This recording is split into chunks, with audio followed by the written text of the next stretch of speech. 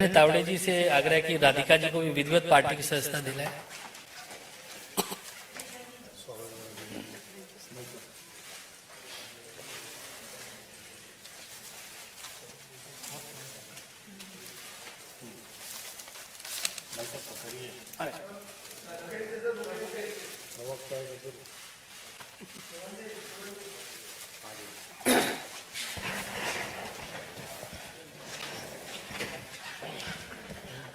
आदरणीय विनोद तावड़े जी से आग्रह है कि मीडिया के साथियों को संबोधित भी करें और शेखर सुमन जी और राधिका खेड़ा जी का शब्दों के माध्यम से स्वागत भी करें। नमस्कार। आज तीसरे चरण का मतदान शुरू हुआ है। पहले चरण में 21 राज्यों के 102 सीटों का चुनाव हुआ, जिसमें बीजेपी 77 सीटें लड़ी और हमारे मित्र पक्ष एनडीए 25 सीटें लड़े। चरण 2 में 13 राज्यों में से 89 सीटों का चुनाव हुआ, जिसमें 71 बीजेपी के उम्मीदवार रहे और मित्र पक्ष एनडीए के 18 उम्मीदवार रहे। पहले फेज में हम जो 102 सीटें से 77 बीजेपी लड़ी, तो 19 में उसमें 40 सीटें बीजेपी जीती थी।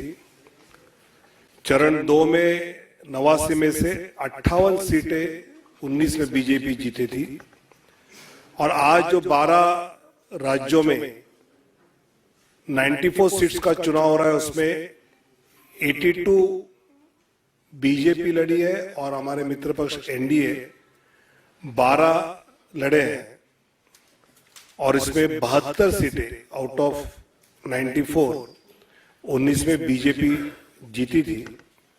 और आज जिस प्रकार वोटिंग बिहार में, तो मैंने देखा कि 11 बजे तक 24% वोटिंग हुआ है और वोटिंग का प्रतिशत बढ़ते हुए देख रहे हैं हम सब मिलकर।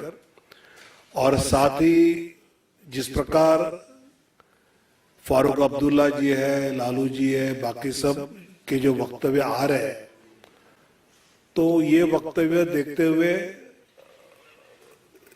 इस देश की जनता स्वाभाविकता ये सोचेगी कि इस बार वोटिंग करते समय पाकिस्तान को खुश करने वाला नेता यहाँ जीते या हिंदुस्तान को मजबूत करने वाला नेता जीते, इसका चयन स्वाभाविकता होगा। आज शेखर सुमन जी और राधिका जी का यहाँ पर भारतीय जनता पार्टी में प्रवेश हुआ है, ज्वाइन किया है उन्होंने। शेखर सुमन जी की तो लंबी फिल्म क्षेत्र की अपनी एक करियर है, बिल्कुल उत्सव से लेके हमने देखा है कई फिल्में उनकी हिट हुई है, स्पेशली टीवी शो में मूवर्स एंड शेकर्स। अब वो किसको मूव करते हैं और किसको शेक करते हैं ये हम देखेंगे। और अभी अभी नेटफ्लिक्स पे हीरा मंडी जो लीला बंसाली जी की एक बड़ी सीरियल आई है, काफी उसकी चर्चा भी, उसमें भी शेखर सुमन जी ने अपना किरदार निभाया है। और मैं मानता हूं कि ऐसे सफल किरदार निभाने वाले शेखर सुमन जी राजनीतिक क्षेत्र में आदरणीय मोदी जी के नेतृत्व में विकसित भारत के लिए जो भूमिका निभानी है वो पूरी तरह से वो बनाएंगे, ये मुझे विश्वास है। और हम उनका भाजपा परिवार में स्वागत करते हैं। और वैसे ही राधिका खेड़ा जी पिछले कुछ दिनों से अपनी मन की जो आक्रोश है, क्या बातें कांग्रेस कहती है और क्या करती है, इसकी वो खुद जानकारी उन्होंने दी भी है। एक प्रखर प्रवक्ता के नाते उन्होंने काम भी किया है कांग्रेस में और उतने खुलकर अपनी बातें वो बताई है, तो उनका भी आज भाजपा परिवार में मैं स्वागत करता हूं। और इन दोनों की भूमिका माननीय प्रधानमंत्री जी के विकसित भारत के संकल्प में बहुत अच्छी तरह उसका लाभ पार्टी भी उठाई और वो भी योगदान देंगे, ये मुझे विश्वास है। धन्यवाद विनोद तावड़े जी। मेरा राधिका खेड़ा जी से आग्रह है कि मीडिया के साथियों को संबोधित करें।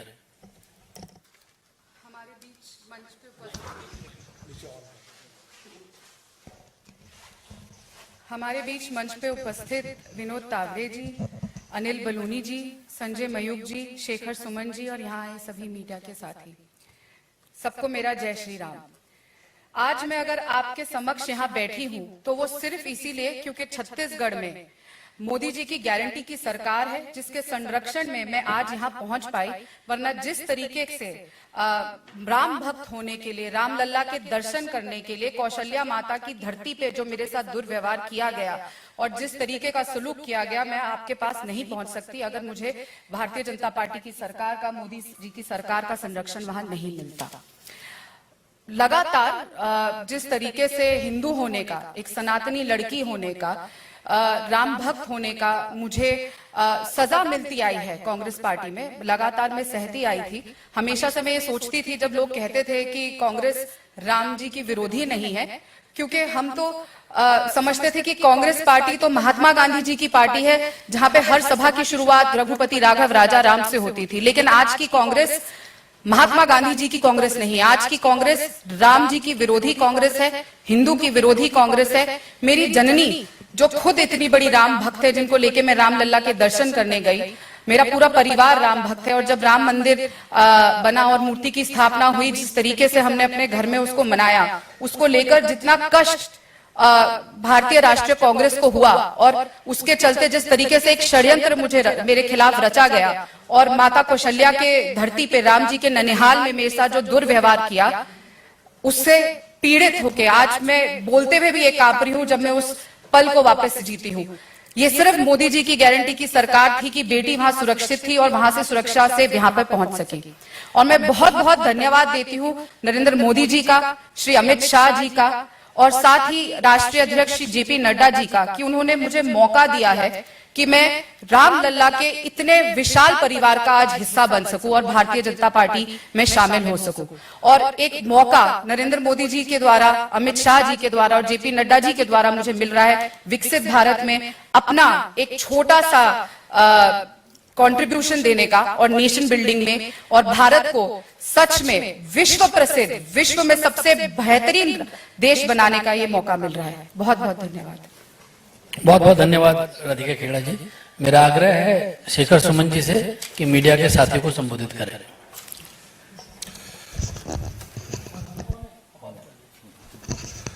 नमस्कार।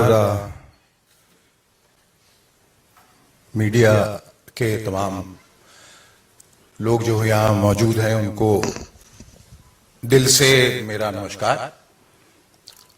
और कल तक मुझे खुद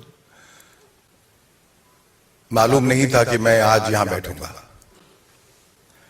क्योंकि जिंदगी में बहुत कुछ जाने अनजाने होता है और कभी कभी आप अनभिज्ञ रहते हैं कि आपका मुस्तकबिल क्या है, और ऊपर से एक आमद होती है और फिर आप उस आदेश का पालन करते हैं। मैं एक बहुत ही सकारात्मक सोच के साथ यहां आया हूं, और सबसे पहले तो मैं ईश्वर का शुक्रिया अदा करूंगा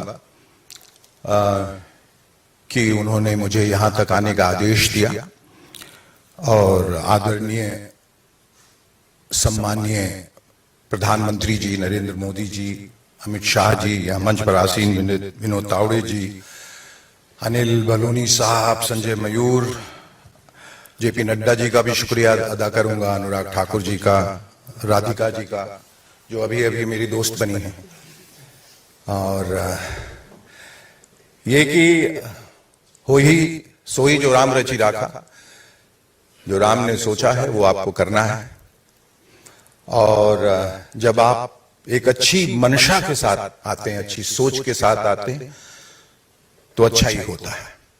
तो मेरे दिमाग में कोई भी नकारात्मक ख्याल नहीं है, सिर्फ देश का ख्याल है। और मैं समझता हूं कि इंसान जो है वो लफ्जों पे बहुत निर्भर करता है और लफ्जों का एक वक्त के बाद कोई मायने नहीं रहता, क्योंकि करने में बोलने में फर्क होता है बहुत। तो अगर मैं चाहूं तो दिन भर यहां बैठ के एक लंबा सा भाषण दे सकता हूं और बहुतों से अच्छा भी दे सकता हूं और बहुत देर तक दे सकता हूं, जिसका कोई मायने नहीं है। मायने तब होगा जब मैं कुछ करके दिखाऊं। और आदरणीय मोदी जी के सानिध्य में जो हमारा देश पिछले 10 सालों से गतिशील है, विकासशील है, जहां अवस्था भी बदल रही है, व्यवस्था भी बदल रही है, तकदीर भी बदल रही है, तस्वीर भी बदल रही है, दशा भी बदल रही है और दिशा भी बदल रही है, उसमें शामिल होना, उस प्रवाह में, उस ऊर्जा में हर हिंदुस्तानी का फर्ज है। और उसके लिए जरूरी हो जाता है कि जो ताकतें हैं, जो करना चाहती हैं, उनका आप हाथ बटाएं। भले ही आप एक अदने से इंसान हैं, लेकिन वो कहते हैं कि बूंद बूंद से सागर बनता है। और मैं अपने आप को खुशकिस्मत समझता हूं कि मुझे ये मौका मिला है।